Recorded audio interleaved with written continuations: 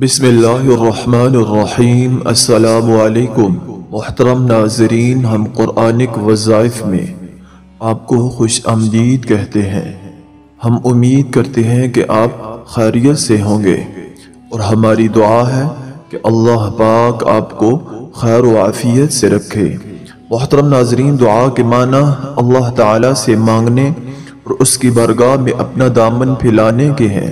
دعا مشکلات، پریشانی اور بیماری اور ہر قسم کی مصیبت سے چھٹکارا پانے کے لیے نہیں کی جاتی، بلکہ جو لوگ خالق حقیقی کی معرفت سے سرشار ہیں وہ اس کی بارگاہ میں ہر وقت دعا کرتے ہیں تاکہ قرب الہی حاصل ہو جائے۔ قبولیت دعا کے لیے ایک ضروری شرط یہ ہے کہ آدمی جلد بازی سے کام نہ لے۔ بعض اوقات ایسا ہوتا ہے کہ آدمی اپنی کسی حاجت کے لیے دعائیں مانگتا ہے، مگر جب بظاہر وہ مراد پوری نہیں ہوتی تو مایوس ہو کر دعا کو چھوڑ دیتا ہے۔ حدیث مبارکہ میں فرمایا گیا ہے کہ بندے کی دعا ضرور قبول ہوتی ہے جب تک کہ جلد بازی سے کام نہ لے۔ یوں تو اللہ تعالی ہر وقت اپنے بندوں کی دعا کو سنتا ہے اور ان کی دعاؤں کو قبول کرتا ہے، لیکن کچھ خاص اوقات ایسے بھی ہیں جن میں دعائیں بہت جلد قبول ہو جاتی ہیں۔ ان میں سے بعض اوقات یہ ہیں۔ حضرت ابو ہریرہ رضی اللہ تعالی عنہ سے روایت ہے کہ نبی کریم صلی اللہ علیہ وسلم نے فرمایا، جن دنوں میں سورج طلوع ہوتا ہے ان دنوں میں سے افضل ترین دن جمعہ کا ہے۔ اسی دن میں حضرت آدم علیہ السلام کو پیدا کیا گیا، اسی دن دنیا میں انہیں اتارا گیا، اسی دن میں ان کی توبہ قبول کی گئی اور اسی دن ان کی وفات ہوئی۔ جمعہ کے دن ہی قیامت قائم ہوگی اور جن و انس کے علاوہ ہر ذی روح چیز قیامت کے خوف سے جمعہ کے دن صبح کے وقت کان لگا کر خاموش رہتی ہے یہاں تک کہ سورج طلوع ہو جاتا ہے۔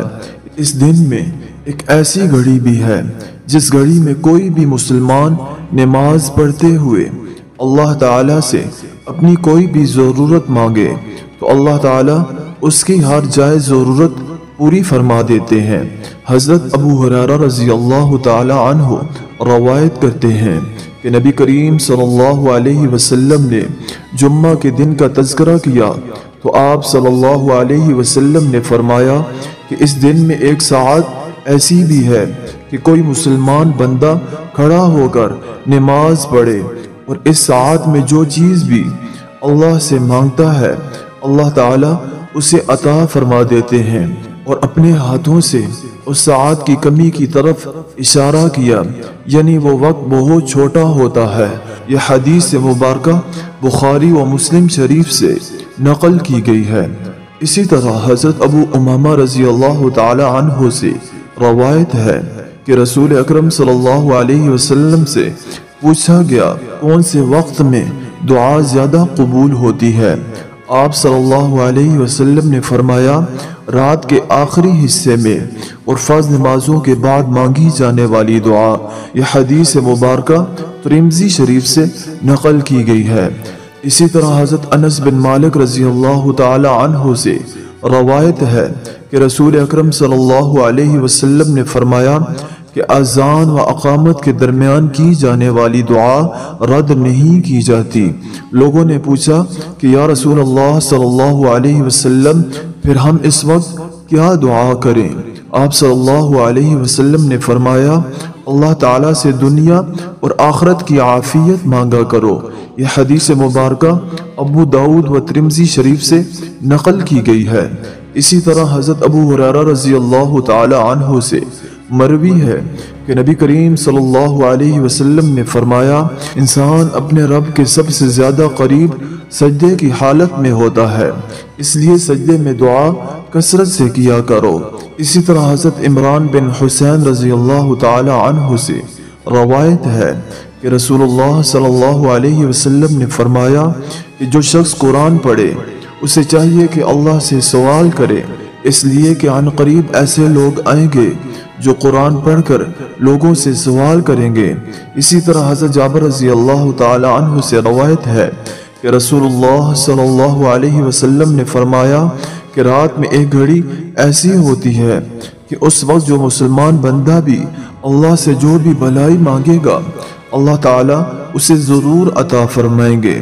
اسی طرح حضرت سہیل بن سعد رضی اللہ تعالی عنہ سے روایت ہے کہ رسول اکرم صلی اللہ علیہ وسلم نے فرمایا کہ دو دعائیں رد نہیں کی جاتی، ایک اذان کے وقت، دوسری بارش کے وقت۔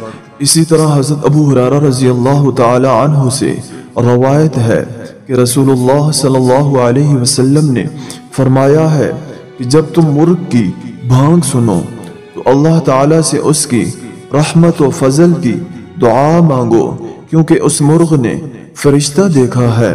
اور جب تم گدھے کی آواز سنو تو شیطان سے خدا کی پناہ مانگو، یعنی اعوذ باللہ من الشیطان الرجیم پڑھو، کیونکہ اس نے شیطان کو دیکھا ہے۔